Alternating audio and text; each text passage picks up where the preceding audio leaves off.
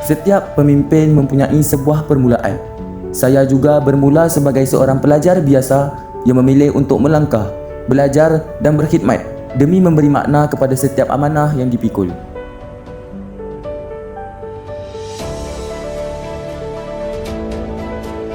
Menjadi pembimbing rakan sebaya bukan sekadar menyandang sebuah jawatan.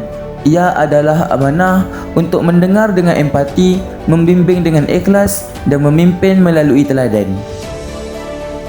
Setiap amanah yang diberikan, saya laksanakan dengan penuh komitmen dan keikhlasan.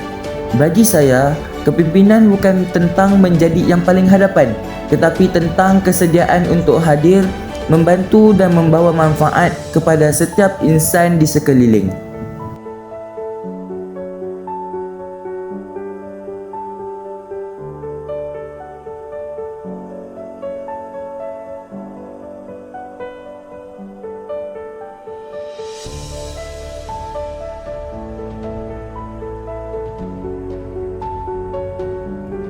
Saya percaya setiap insan mampu menjadi cahaya kepada orang lain.